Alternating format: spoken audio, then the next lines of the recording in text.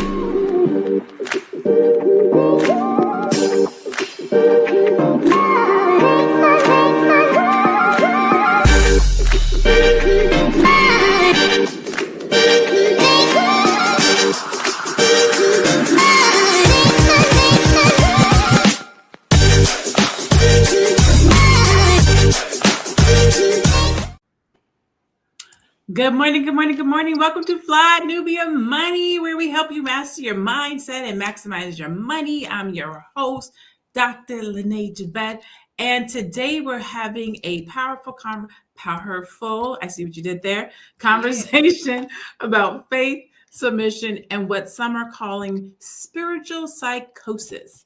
A pastor's wife went viral for saying that she had the grace from God to iron her husband's clothes before he went to see his side chick. Okay. Now, some people see that as strength, some as manipulation, but most are asking, where do we draw the line between faith and foolishness? Is religion giving Black women power, or is it keeping us trapped in cycles of pain and sacrifice? How often are we taught that enduring disrespect is holy, that suffering makes us righteous, and that questioning leadership is rebellion? Today, we're not here to attack faith, but to ask, is some of what we've been taught hurting us more than it helps? Let's unpack spiritual psychosis, submission, and the price Black women are paying emotionally, mentally, and financially to be seen as faithful. All righty. We have a full house today. We have our executive producer, Tiara Williams, also known as Miss Black Hollywood. We have Shar Curry, the #1 female advocate for men. She's an author, relationship strategist, motivational speaker. We also have Dr. Alicia Watkins. She is a couples coach, licensed therapist, social work professor, advocate for healthy relationships. And last but not least, rounding us out, we have Noma Langa, who does not have her stuff in here, but I know she does the 3 M's, which is marriage, motherhood, and money. Booyah. All right.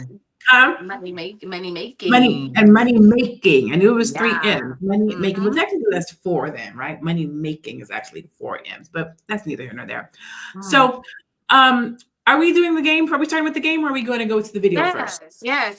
So let's start with the game, ladies. We're going to play a game called Have You Ever? The spiritual edition. And I want to start with just asking you, ladies. So the rules of the game is, if a question comes up, you just answer with yes or no. Does everyone have, can you take it out? Does everyone have their yes or no? Everybody have their yes or no? Either on a piece of paper or a dry erase board. Does everybody have? Yes. Perfect. What about you, Noma? You got it? You coming? I'm getting it. You coming. Okay. Let's start with our first question. Have you ever prioritized loyalty over your freedom because you believe leaving was against God's will? Have you ever prioritized loyalty, stayed loyal, stayed down over anything that you believed otherwise? You didn't leave because you believed leaving would be against God's will. Yes or no? No. What does that say? No. Okay. No. All right. And in the chat, please make sure that you are typing the answers to your questions as well. This is for all of us, remember. All right. Question number 2. Did somebody say no? Oh, let me see one more time. Yes or no? I'm sorry. One more time. Yes. Okay. No. Shar, what did you say? Yes, I already erased it. Yes. Okay. All right. Perfect. All right. I just wanted to see. I just wanted to get an idea. All right. All right. Next question. Have you ever believed that suffering made you more righteous or closer to God? Yes or no? Have you ever believed that suffering made you more righteous or brought you closer to God? Yes or no?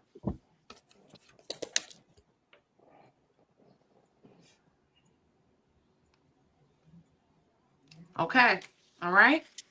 They're asking if they can answer. Of course, y'all can answer. All right. Okay. All right. We see some people in the chat. Yes and a no. Sophia, yes. Booker, no. All right. Final question. Well, not final question. Final question before we get to the video is go ahead and roll that other video. Have you ever felt ashamed because you couldn't pray away sadness, depression, or your sexuality? Have you ever felt ashamed because you couldn't pray away sadness, depression, anxiety? I'll put all of that in there, or your sexuality. Yes Ashamed is the or word that gets no? me stuck. That's why I'm gonna go with no, because the word says ashamed. So Have you ever felt ashamed? Okay. All right. Okay. Well, that was the first portion of our game.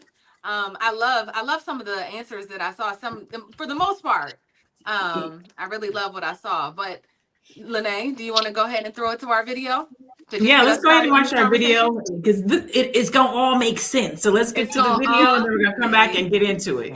Yes. I had a radical heart shift from that moment. I got in my word, under my word. I just completely changed as a person. And I realized that God loves me, that God has a purpose and plan for my life, that God chose me, that I'm fearfully and wonderfully made. Yeah. So he would call me out my name. It wouldn't bother me because I allowed God's voice to be louder than his. And when I was going through transition of him not coming home on the weekends, not being there, telling me, I hate you, I'll never love you, I wish I never married you. Right. I knew that life and death is in the power of the tongue through the word of God. So I would say, you will love me one day. We will have a good marriage one day. And although he would go out for weekends, I would literally help him get ready to go meet a side chick by ironing his clothes and getting him ready for the night. And these are all things I was graced to do. I would not encourage anybody to do that unless you are graced by God to do this. But once I knew who I was, I realized, oh,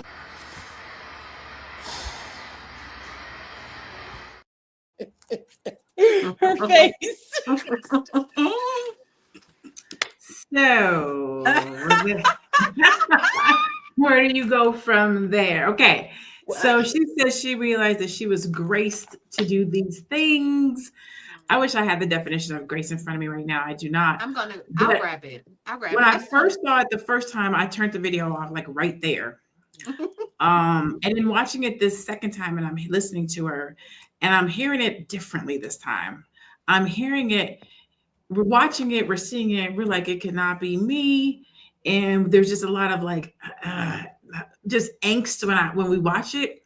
But now I'm watching it and I'm hearing, well, it's the same as, people say in order to be married for 50 years, you got to go through some things. And some of these things are not going to be beautiful, right? So how is it different from the woman who stays with her husband that is abusive, or the woman that stays with her husband that is a drunk and they get through it and they get past it, or the woman that stays with her husband who's doing drugs and goes to rehab?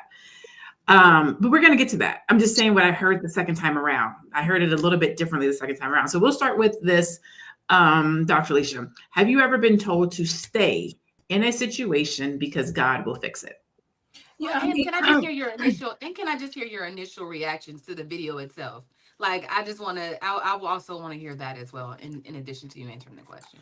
I think denial is a very important step toward dealing with something extremely painful. It is a devastating experience, and sometimes the pain that something like that could cause an individual, it can really push them into denial because that's what they really need in that moment in order to maintain everything and to keep themselves together. So in that moment, her stepping into denial and was better than dealing with the pain of what was happening with her. And it's a psychological response and a defense mechanism that that is a normal process in eventually accepting and getting to the point where you're ready to deal with the pain of betrayal. And she just could not step into what she was feeling. And I don't know if they're pastors or whatever it is, but for her to accept the reality of what was going on would mean that it would have to shatter her entire life. So I think that we need to look at that denial in a way that's a little more compassionate. It's so easy to point the finger, ooh, what's she doing? You know, but I think that and it took a lot of bravery for her to get up and to talk about that publicly and openly. And, you know, I don't know these people, I don't know their story, but that's my initial reaction to that video. It's really sad to see something like that happen. And even if they were pastors at the time, like, we don't know how long ago this happened. But was this before they became religious? Was this after he was a pastor? Norma Langer, what about you? Have you ever been told to stay in that situation because God will fix it? And or what were your initial thoughts when you saw it? So my initial thoughts when I saw it was coming from, if you're coming from a biblical standpoint, actually, the one place where the Bible is very clear about when you can leave a marriage is when there's infidelity. So she's certainly not applying biblical principles. And then in terms of hearing from God, it's possible that sometimes we hear our own voice and then say that is God. And that was my initial reaction. But to Dr. Alicia's point that, you know, when you kind of try to put yourself in a position where you're understanding, we don't know. I have more questions than answers to this situation. I really wonder when this happened, why she chose to stay, and also the last thing I'll say is, for some people, whether it's hard to believe or not, infidelity is not a deal breaker. When they can look at their relationship and say, we've been together 40 years, we've got children, we've got family. Sometimes people's families are so blended that, I mean, I remember my parents were together for 50 years before my father passed away. You couldn't tell when they were together which of the siblings were my mother's or my father's because they were so integrated. And I think sometimes people can't fathom taking that apart. Okay. Shar, what are your thoughts before we go to break? You know what? I have been in this situation, actually. I was married for almost 25 years, and I was in the church during a lot of those years. And there was a time where, you know, there was just a lot of stuff that went on physically, if you will. And so there was a time where I felt like I had to go to my pastor and talk to him. And he said, well, what are you doing to make him hit on you? So, you know, like there's this certain thing in the church where a lot of times, even the headship of said, you know, religion, I'm going to call it religion, they will say things that make you second guess yourself, even though you know it's not right. I had the elder women in the church saying, oh, well, you just need to anoint his side of the bed and pray for him. And you need to go through all these different measures, did all that, and still nothing changed. But at the end of the day, as far as her hearing from God, we don't know what that looks like, because it is a relationship between her and God, right? So, you know, and like no one said, I have so many questions. Gotcha. Tiara, do you want to give us your opinion? You want to give it when we get back from break? Yeah, because I need time, Jesus. Let's go ahead and go to break. Let's go ahead and go to break, and we'll come back. We'll come right back. All right, perfect. Let's do that. It's a good show right here.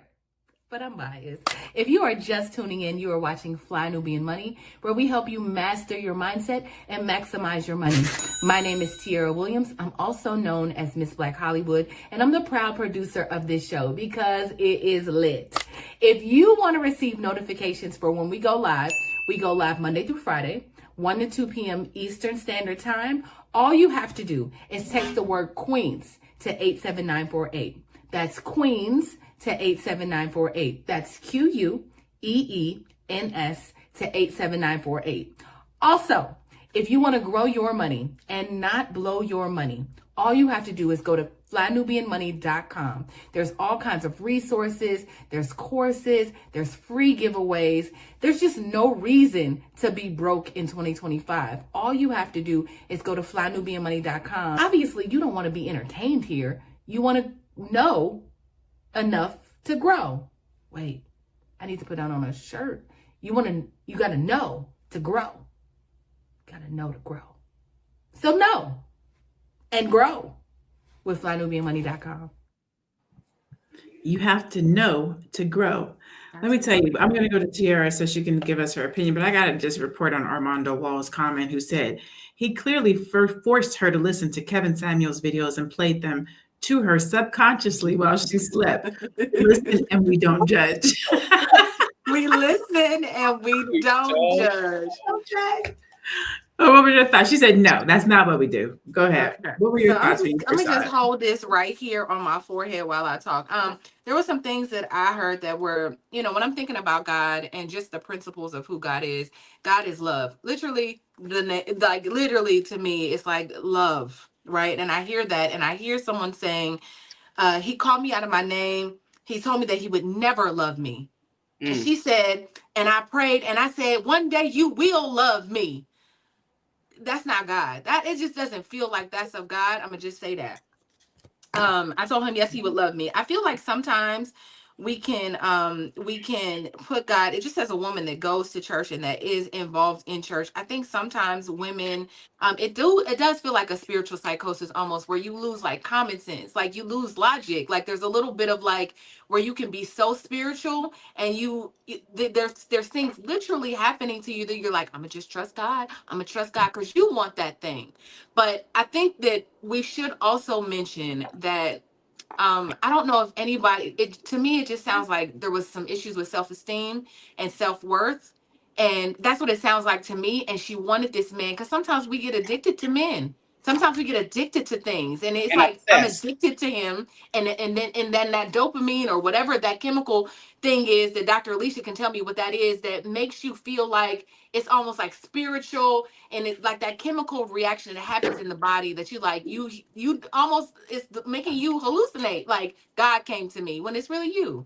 And because that's what you want so bad. So I'm gonna just say it's a self-worth issue. And I see that sometimes in the church where we'll be sacrificing our self-worth and ourselves, saying like, this is what God wants me to do. I believe now it worked out in her favor. Obviously they're looking at this in retrospect and now it's like, but I feel like I'd be looking at him like, I don't know, like almost trying to stab him, but that's just me. Okay, so it's just me. Shonda says that wife wanted to be chosen by him, and the husband knew she would tolerate his foolishness and disrespect. Yep. I watched that DFW episode live and hated how they misrepresented scripture to support sin. So, Shar, do you think that the church pushes women to prioritize a man over themselves? Absolutely. Absolutely. And this is my thing. I feel like if the man is holding up his end of the deal, then it is our duty to uplift him first, because he's the head, we come, and then the children, right? That's just the order that I believe. I do feel like a lot of times the religion and the Bible is misconstrued, if you will. And sometimes they try to control the outcome. They try to control the women. They try to control certain things that the woman does in the home with religion, but not match it up with scripture, if you will. Okay. And then, Namalinga, how do you think, how has the church shaped the views, it says your views, on womanhood and submission? Okay, so the way that I've formulated my views on submission and womanhood were not based on religion.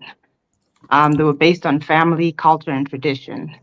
I am a Christian, so my family and traditional cultural values don't contradict my faith, so they go together. But that's not what that was not the basis of what I understand about what it means to be a woman, what it means to be a wife, and what it means submission.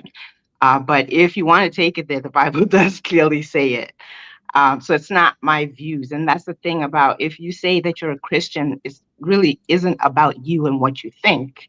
You have to look at, you're buying into this belief system, and the Bible is a manual, if you will. And you can't pick and choose, like, okay, I don't like submission, so I don't want that. And, oh, I like the part where it says God saves me when I'm in trouble, I'll take that, and so on and so on. Okay, I'll stop there. All right, so we can't have the conversation on submission without asking Dr. Alicia, because we've had these roundhouse conversations about submission before. But before I ask you about submission, Dr. Alicia, are you a Christian or religious? Because last time I think you come from more of a science background, a science perspective. So are you Christian, or are you religious, or are you I think you're more spiritual? I just can't remember. Yeah, I take a spiritual approach to the Bible because that's what makes sense to me and in my life. That's what I think. So I wanted to preface that is because you have to understand, I've grappled with this for many years. And for a very long time, I was just going along with people were telling me, and I never really questioned it. But once I started diving into the Bible, I researched it from a scientific perspective, and I started getting into the spirituality of the allegories in that Bible. That made sense to me. So that is what I go by. And there are no contradictions, because if I look at the Bible literally, it smacks in the face of too many contradictions. And my brain just can't deal with holding two separate things like that. And it wasn't making sense to me. And I like things to make sense. But when I started looking at the Bible as an allegory, as a spiritual development that happens with ourselves, then that's where I personally got a lot of growth, a lot of meaning from it. And it helps resolve. Everything got resolved for myself. That was my development, the process that I chose to go through. And it doesn't contradict anything for me. So when I understand that you're married to a person, you're not married to suffering. You don't get to betray our marriage and sleep in the same bed with me. You don't get that, because I have a self-esteem. And that's what I encourage. You don't get to disrespect me, call me names, tell me that you don't love me. You don't get to do that and sleep in the bed with me. No. My area and my who and what I am is precious. So no, you don't get to do that, because I'm treating you with the utmost level of respect. And if you can't do that in return, then I'm not married to suffering. I'm married to you in the best you could be. So I totally understand that. And I have a deep love for anybody that I'm married. Well, I'm married to my husband. I have a deep love for him, but he can't just up and do stuff like that and then think he can come home to, no, that don't work that way. Yeah, I don't think you're married or you're not married. Yeah, I don't think submission means that you should let somebody treat you badly or disrespect you or talk to you crazy. There's consequences to their behavior. When you're submitting to say that this person is of good faith and that they're going to look out for me and they're going to take care of me, they're going to provide me, they're not going to treat me bad. That's not to say somebody might not hurt your feelings. We know that you may have situations, but overall. They're there to look out for you. Realistically, it is not about the problems. Realistically, it's how you deal with the problems. Realistically, there's always going to be problems. There's always going to be pain that you have to go through because your partner says something insensitive. What you're not signing up for. We're gonna hold on one second, Lisa. We'll come back to you. We have to go to break, and then we'll come back to get your comment. I'm so sorry. Let's go to break, and then we'll come back and get that. I know. You're busy, you got things to do, and you can't take us on the go with you every single day. Good news for you. We are now on Spotify. So if you can't watch us, now you can listen to us on Spotify. Search Fly Nubian Money and all the episodes shall appear. All you have to do is subscribe, leave a 5-star rating, leave some comments, tell people how you love us so that when other people come along and are looking for a great show to watch, they can find Fly Nubian Money too. One last thing, and just in case you've been sitting under a rock, Fly Nubian Money now has an investment club. We are the Fly Nubian Money Club. It's easy. All you have to do is go to flynubianmoneyclub.com, and I am committed to bringing in top experts from all industries to help you level up. They're teaching us the skills that we need to compete in this market. we often say that nobody is coming to save us, not the government. But guess what? We're coming to save us. I'm coming to save you with the Fly Nubian Money Club. So listen, all you have to do again is go to flynubianmoneyclub.com. We have a 30-day free trial set up just for you, just for those people that are struggling. Even if you ain't struggling, you ain't got to struggle. I'm coming. Okay, let me stop playing. I'll see you soon. You ain't got to struggle. We coming. And don't forget to go and leave us a review on Spotify and let people know how much you like us. That's what she said. She said, go and do it. Norma, finish your comment, and then I'm going to go to Shar. I have a question for Shar. Go ahead. Okay, I was going to say that it's very important to understand that when we talk about submission, talking about a woman submitting, there's a caveat or lots of caveats that come before that submission. If you're going to look at from a traditional standpoint, a woman can never submit to a man who doesn't have elders above him, that if he is not acting right, he's accountable to them and he should be held accountable. And it's also advisable that when he's in a bad situation, it's okay to leave the household until he corrects himself. So you don't commit yourself to rubbish, and even if you do choose to submit, again, you're submitting yourself to a man who's worthy of that submission. You don't take any old fool off the street and then throw submission at him. You will get hurt. You will get devastated. It's very, very dangerous. So I think it's very important to understand that there's a lot of caveats before you can kind of surrender or submit yourself to a specific man or to your marriage or that unit. All right, cool. Shar, do you think that there is a difference between faith and blind loyalty in relationship or otherwise? Okay, so when it comes to faith, we can have faith that something will be done, right? But when it comes to, you said benign loyalty? Blind loyalty. Oh, blind loyalty. Okay, so when it comes to blind loyalty, I will say this. I feel like that is someone that does that may have a low comprehension level, a low psychological and emotional intelligence level. So when we look at it like that, we have some people that will be loyal to something that they don't understand or that they don't comprehend. So with that being said, we can have faith, like I said, we can have faith that something may happen or will happen. But at the end of the day, we can also have a certain mindset and perspective that causes us to have blind loyalty to something that we should get rid of. Okay. Tara, what about, so a lot of times when we believe we're hearing from God, right? So we're showing up at situations and we're like, God told me to do this. First of all, let me say, it took me forever to hear from God, a very long time. And then when I did start to hear from God, I used to always question myself, like, is that me? And so I would do things like, if I heard from God, I would then talk to myself in my brain to see, like, okay, is that me or is that you, God? And if sometimes the response would come back, and other times it would just be me, and I'd be like, okay, I'm talking to myself. But how do we differentiate healthy spiritual guidance from manipulation or literally just hearing ourselves talk to ourselves? Yeah, I think, it's very hard to know, right? Like you said, you don't know if it's you or you don't know if it's God, depending on your relationship. And I think that belief is, especially when it comes to religion, like all of this is so subjective, right? Like I tell myself all the time, like, can y'all believe that we are literally floating on a rock in the middle of space paying bills, right? We don't know what's happening next. We don't know what, we know that we know that when we look around there's this beauty, and that there's a creator because of just what we see, right? But we don't know the particulars. So you have to just kind of come up with your own, like you have to know that whatever created you, because we just appeared, there has to be something that created, because nothing comes from nothing. But then also knowing that if you came from your mom, you came from your mom, we all came from God. So he's in us. So it's just like having that, like God is in you, like he's in you, right? So you don't have to go far looking up to the heavens for something that's already in you. You just have to determine, and I think be healthy enough.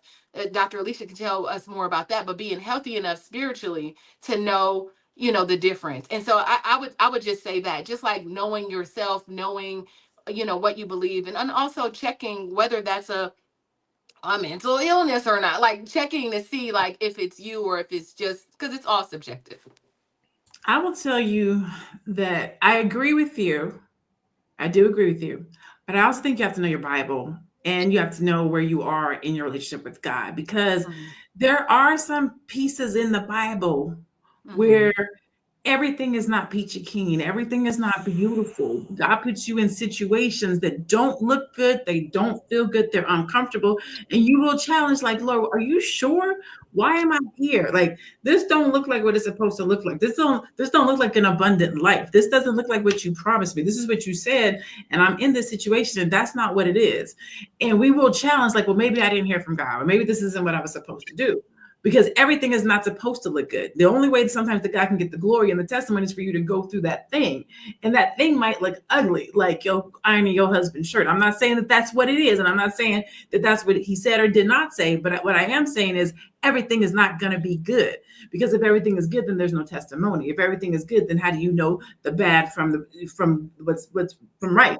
So sometimes it's going to look messy and it might not be cute, and people might laugh at you and you might be talked about, right? Because you're going against the grain of what's normal.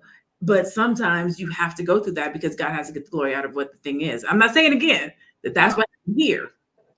Can I just say really quickly, and I feel you. Listen, I was the one that was like Jesus, but even thinking about the Bible and what we've been taught. So when I got to, I went to a Catholic school. I went to Xavier University of Louisiana, the only Black Catholic school in the Western Hemisphere. And one of the things was they made us go to theology and philosophy. And we had to, it was part of the curriculum to say like, why? When I got to my first philosophy class, I was like, because Jesus. And my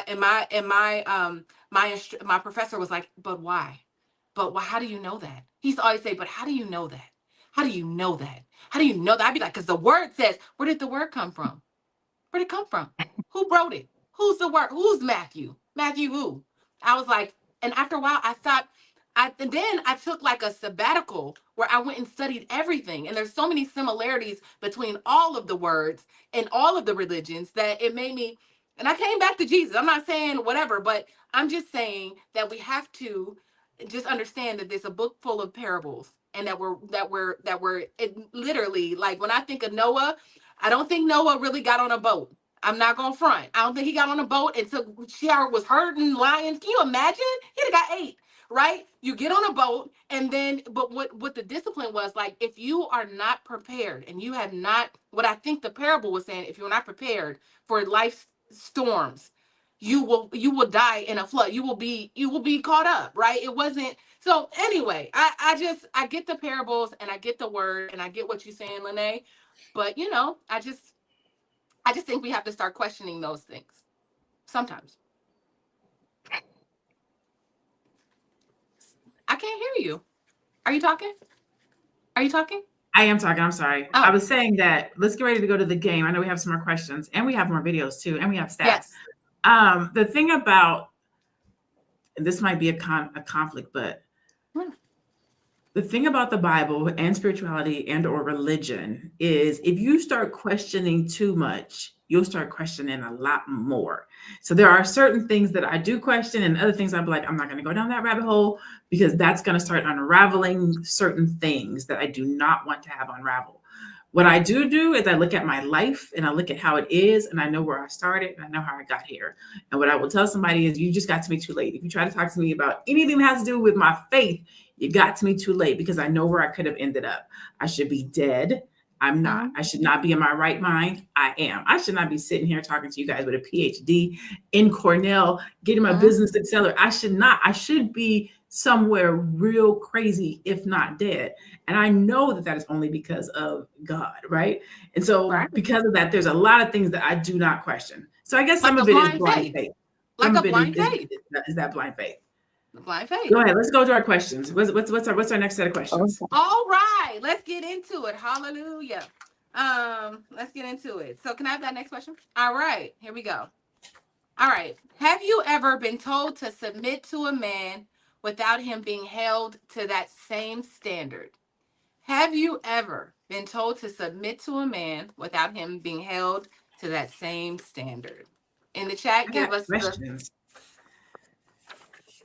Have you ever been told to submit to a man? By who? Sure. I Anybody? mean, have you ever been told to Don't submit? ask the Right. question. Give it to me again, Gwen. Have you ever been told to submit to a man without him being held to the same standard? Did he not have to submit to you? Was there reciprocity in that submission? Have you ever been in you can even tell me, have you ever been in a relationship where you submitted to somebody that had not submitted to you? That's a weird one, but I'll go with no, I guess. Oh. Okay.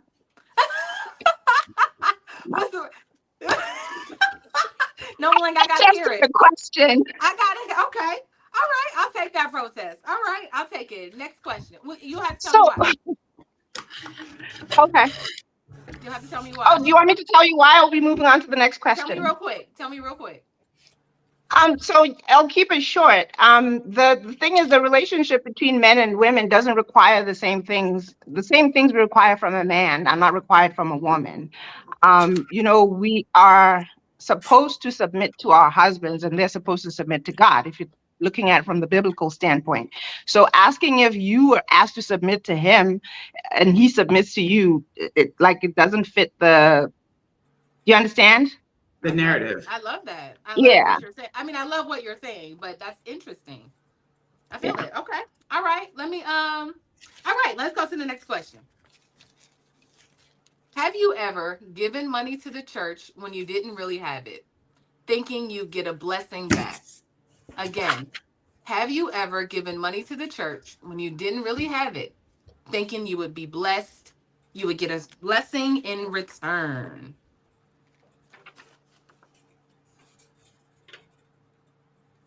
Okay. Sure, you put an LOL at the end. Say yes, man. I definitely done made a sacrifice. Last question, and then we're going to go to the next video. Have you ever worked for free or served at the church and got nothing in return? Have you ever worked for free or served at a church and got nothing in return?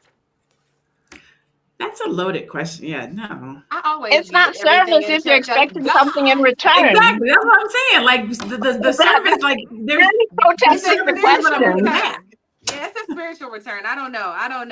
Yeah, All it's right, not. okay. It's not service if you're Yeah. expecting something back. Correct. Yeah. You're right. Lene, do you want to just go ahead? Let's just go ahead and throw it to the next video? Yeah, let's do Let's it. go to the next video. Okay. Okay. This year, God told me that I was going to meet my husband. Oh, jump here. I was about to talk about how she was in a relationship, she wasn't happy, and if she would have stayed with him, she would have settled. Though she left him, and she set up a password with God. Pretty much, it's a sign between you and God. You're like, hey, God, show me this, and I'll know it's you. Her password pretty much was, I want to see Cinderella. Me seeing that video was like, I want to be just like her. My password is going to be Cinderella too. If the Cinderella sign comes, I know that I'm going to meet my husband this year, and it's not someone I've already met. But then I thought about it, and I was like, you know what, God, I'm not her. If you bless us individually and specifically, so my sign is going to be Princess Tiana. So a few weeks later, I'm not really tripping on it. I go home, back to Denver to visit my family. I usually wake up and go to the gym in the mornings. I had just traveled, I'm tired, I'm like, I'm not going to the gym. But God was like, yes, you are. So I get up, go to the gym, by the gym, there's this taco truck. And I come home, I put the tacos in the refrigerator, and what do I see on the refrigerator? This picture of Princess Tiana that my sister drew. This has been there for probably 2 years now, but it never had any significance to me. And that's the thing I love about God, is he will take nothing and make it into something in order to prove himself to you. Crazy, just elated, right? And I'm like, okay. Okay, so let's talk about what that is. Signs and wonders. Let me explain what was happening, y'all, because it was going a little Please, fast. because it was going so fast, and I know. please. So basically, what she was saying was that she asked God, she gave God a password to let her know that, to give her basically a sign that it was him sending her husband, right? So she was like, so her password was Princess Tiana. And so she said, as soon as she went over, her family's house, there was a Princess Tiana on the refrigerator. And then she would go to different places and see other Disney characters. And so finally, I guess she met a man, and he said something about Cinderella. He said something about Cinderella, and she was like, oh, this is my husband. So that was it, but it was going really fast. So God sent, look at Dr. Alicia's face. Listen, I want to go to Dr. Alicia just because. What is that face for? You know, I remember Risa Tisa. Remember Risa Tisa, who the F did I marry? Mm-hmm. I remember her going through something like this, thinking that that was the husband for her. I think this is the real issue. The issue is that we need to, submission is a good word, but I think we also need to think about suppression and what it does to us physically. There's so many Black women out here who have autoimmune diseases, heart disease, all of these physical health issues. In studies are out there that is directly tied to suppression of how you feel, not being able to express your real feelings, how you really feel about the pain that someone caused you. And the more you're in denial and the more you suppress how you feel, it's going to come up somewhere, and it comes up in physical health issues. Yeah. And so what we need to do is we need to understand that we have problems, all of us, understand that there's pain that we have to go through in this life, but you are not signing up to suffer from it. And the more you suffer and the more you suppress, psychologically, it really takes its toll on your mental health. In turn, it shows up in your physical health. And so that's the reason why Black women have all of these diseases. We have got to stop using religion and the Bible to ignore real, true feelings and emotions that's happening for you. And I think if anybody goes to a church and they're telling you that, you need to discharge that church and go find something else that is more validating of your experience, because we're dying from it. All right, we're going to take a break. When we come back, let's look at some stats. Are you a Black business owner looking to expand your reach? Well, has Fly Nubian Money got good news for you? We are building a Black business directory to connect you with customers who need your services. And here is the best part. It is absolutely free. Email us at info@realvirtual.net. Send us your business name. Tell us a little bit about what you do, what services you offer, your website address, and your contact information. That's it. Together, we are going to build and circulate the Black dollar. Get listed today and start connecting with people who are probably already looking for you. They out here looking for you. They're looking for you. Let's look at some stats. Let's look at some stats and see what's going on in the church. So flynubianmoney.com says that 83% of Black women say religion is very important to them, and Black churches are predominantly filled with women, but nearly all church leadership is male. Okay. Only 15% of pastors in Black churches are women, despite women being the majority of attendees and volunteers. And despite economic hardship, Black Americans are among the most generous tithers. Some give up to 10% or more of their income to the church, often at the expense of their own financial stability. Black women are less likely to seek therapy due to religious teachings that equate faith with endurance and praying it away. So the question I have is not right. Go ahead, Tiara. I was just going to ask, actually, I wanted to, can I ask Shar the question about emotional suppression? Because I love what Dr. Alicia said, and it made me think of Shar saying she stayed in a 25-year marriage. Are there times when you felt like that, like, let me just endure, like these ideas? Did you feel like that? And how long before you said no more? Absolutely. And before I left 6 years ago, I left 5 times prior to that. But what I want to say, and just to piggyback off what Dr. Alicia was saying, for especially in Black homes from childhood, we are taught to be seen and not heard. So what happens is when we become young adults and adults, they expect us to have this full blown, a high level of communication, but it doesn't work that way. So because we were taught our entire lives to be suppressed and not speak, that is what happens also when we become adults. So for a long time, I didn't speak up. For a long time, I didn't tell my family. For a long time, I wouldn't even buck up against him. So that being said, when it comes to the church and why I stayed. Like I had my grandmother, I left for a little while. I had my grandmother who was in the church saying, well, Cook, they call me Cookie Cook. I think he's really changed. I think you should give him another chance. I had the elders, I had pastors. So I had all these high level elders and leaders telling me all these different things that I needed to do in order to help him. But in reality, I was the one that was suffering. The kids were suffering. Our mental wellness was suffering. Financially, we were suffering. So there's all this suffering that was going on. And you know, I felt like we didn't have anywhere to turn to. So, you know, I'm grateful that I started to fast. I started to really get therapy. Therapy is important. Somebody said that in the chat. I started to get therapy, and I spiritually started to really fast and tap in to my inner self.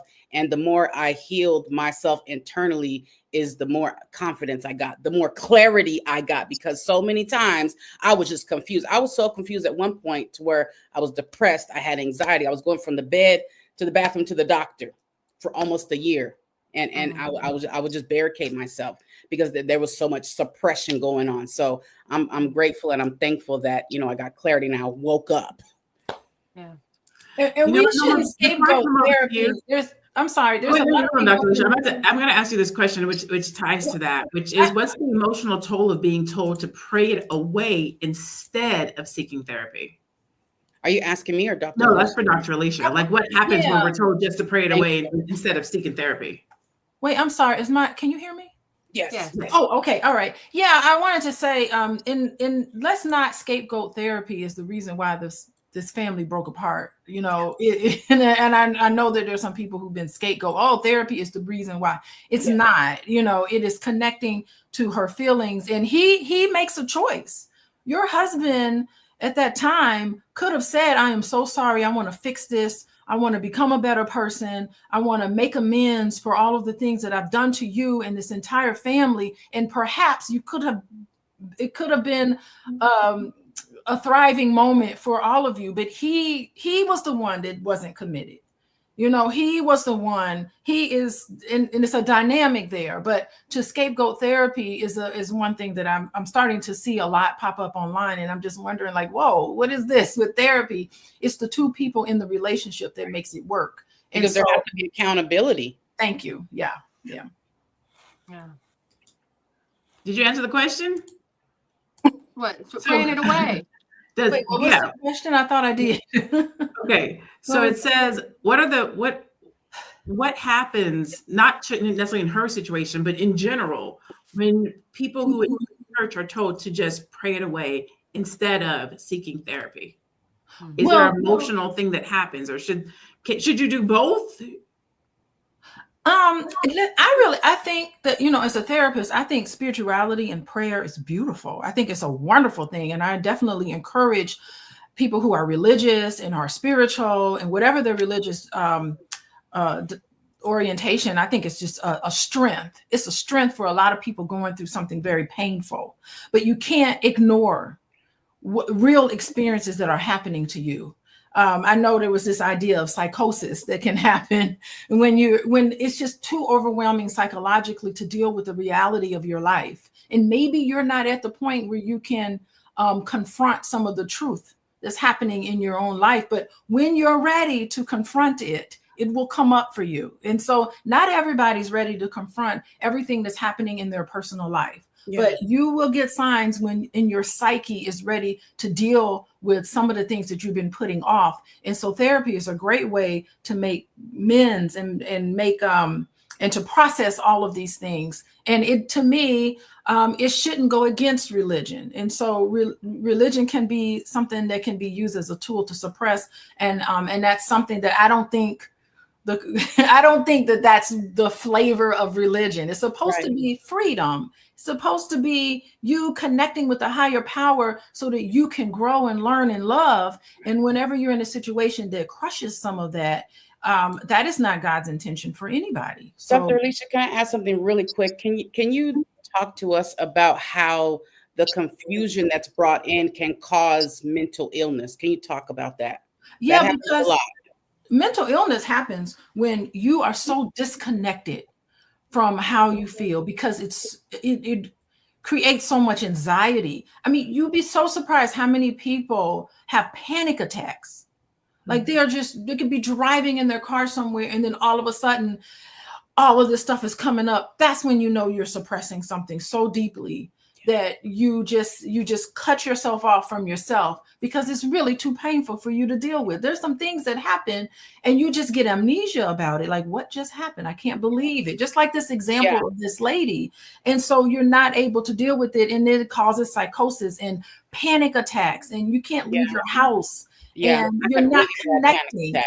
And really, the feelings connected to what happens to you is God talking to you.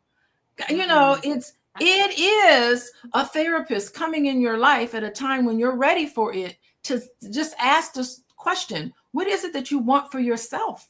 And most people know what that answer is when they come to therapy. They know something is not right. Right. And for so long, it's been too painful to realize what it is.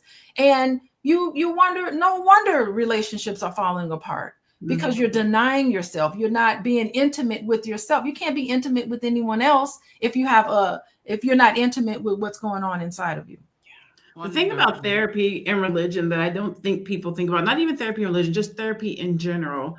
When I was doing therapy, the thing that I enjoyed about it is that there's a couple of things, but one is you get to say the things that you don't normally get to say. You get to say the ugly stuff. You get to say the things that you think are going to hurt somebody's feelings. You get to release anxiety. You get to release the pressures of what you think other people think about you. And I mean, it's so freeing to say these things out loud that you probably have not said, but you've been thinking. The other thing about therapy around religion is, if you are not really put in a place where you can hear from God and you're really just talking to yourself, then what therapy does is it allows you to speak and hear back. So you actually get to have dialogue, because for many years, I've been a Christian since I was little. My mom had baptized when I was little, but I didn't really know what that meant. And it wasn't probably until I'm 48, probably within the last 5 years, I started to hear from God. So the first 43 years of my life, I'm just praying and talking. I'm not getting nothing back. I probably was, but I was out in the streets. I'm like, who knows? He might have been talking to me and I just couldn't hear it. But when I really was like, Lord, I need to hear from you, and I started to hear from him, it's very different. But therapy, it's just a different, not out of body experience, in body experience, where you're connecting with somebody and saying, this is what I'm dealing with and what I'm going through. Hearing yourself say it and them talking you through what that is. And people think that, I have a friend who always says, you're just going there, they're going to tell you what to do. They don't. Like, literally, you get to hear yourself talk, and you get to hear yourself talk through things. And it's call and response. Well, what did you think about that? Well, how'd that make you feel? Well, did it? And before you know, you'll be like, oh, I didn't even realize that. Like, it's just an awakening of self that is really so quick before we go to break. Wait, because I got to listen. No, y'all, no, don't say nothing else. I got to go to commercial. I got stats. I got therapy in 8 minutes, and we got to get through these things. All right, let's go to commercial. Welcome to the 4th annual Black Power Business Conference. Yay! I'm Dr. Lene Javette, and I created this space because I know what it feels like to be a Black woman building something powerful, but doing it without support, without strategy, and without rest. This space was created just for us. It's a space where we talk real, we grow big, and build businesses that aren't just profitable, but sustainable. This isn't just any conference, no. It's a movement. It's for Black entrepreneurs who are done doing it alone and ready to scale with strategy. I want you in the room. Whether it's your first time or your 4th time, welcome home. This is your space to be poured into, to grow, and to move with power. So grab your seat, bring your brilliance, and bring your bestie. And let's build something that lasts together.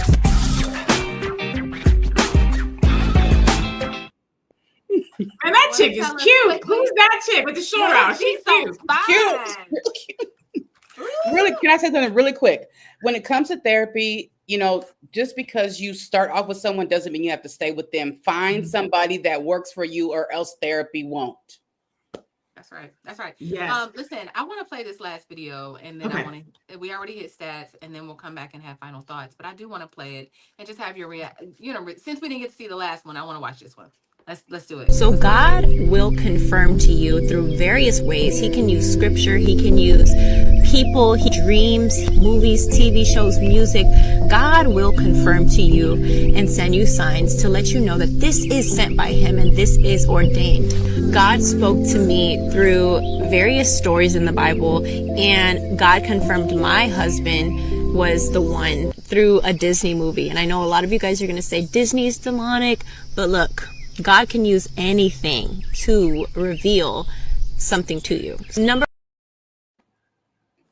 All right, let's get to your questions.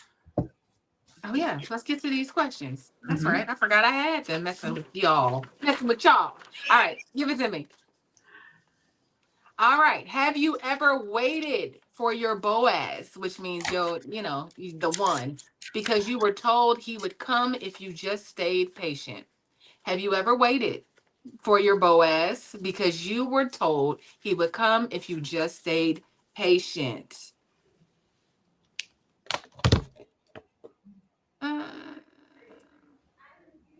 What does that say? That say no? Or does that say yes? What's on your head? Yes. Yes. Yes. All yes. right. Yes. Definitely have waited. All right. All right, here we go. Have you ever been told that you are making money, that making money was too prideful and ungodly? Have you ever been told that making money was too prideful or not godly? Yes, you have? Mm-hmm. Okay. Mm-hmm. All right, we got 3 minutes before Tiara has to get out of here. So we're going to do, wait, there's one more? Okay. Last one. It's the last one. Have you ever trusted a leader, a church leader, even when your gut told you something was off?